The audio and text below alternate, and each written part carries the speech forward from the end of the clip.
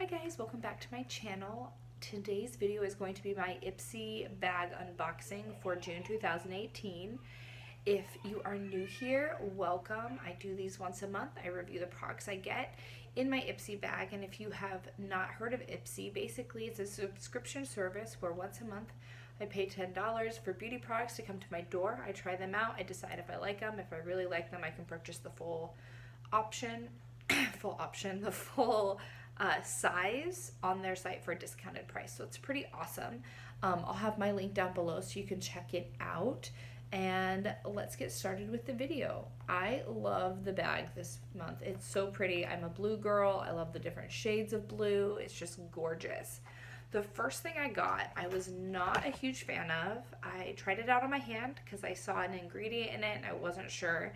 It is a turmeric orange peel mask. I've heard turmeric is really good for your skin. However, I have sensitive skin, so it kind of made me a little concerned. So I tested it out on my hand, and my hand did get a little red and splotchy, so I decided that I wasn't gonna give it a try on my face. But for a lot of people, this would be a huge win. It is just a peel off mask. And the next thing I got, I've been wanting to try for a really long time.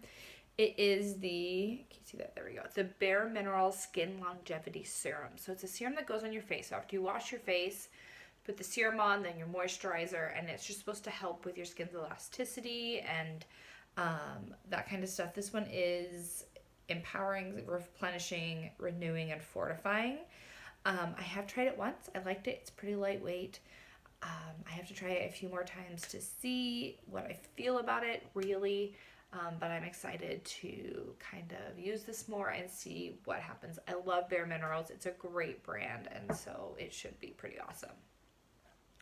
The next thing, excuse me, I got was this Sahih Cosmetics Cream Metallic Foil Eyeshadow in Dubai. So this eyeshadow is super, super glittery, like super glittery. It's a cream, and you can really tell when you like push in. It's really a pretty color. It looks like that. And then you swatch it on, and it's really pretty. The downside of it is there's tons of like little glitters that just like fall off. So I'm wearing it on my eyeshadow right now, and I don't know if you can see, but there's a ton of glitters like all right there. Do you see all that? Just kind of fell down. I tried to apply it with the brush I got, the Luxie Small Shader brush, but that didn't really work, so I ended up having to use my finger. But the fallout was like insane. It's like all the way down here, and it just keeps like glitter falling down. It's beautiful, but I don't know if it's something I'd want to wear because of all the fallout. If you do like it, this is something that you would need to do before your foundation so that your foundation or all of your base doesn't look a little crazy. The next thing I got, as I'm like dropping things, was this Beauty for Real, actually this is the last thing, 24/7 eyeliner in this really pretty bluish purple color. You see that? It is so pretty. It looked really blue, like cobalt blue on my hand, and then I put it on my eyes and my waterline. Just touch it up. Did it earlier today.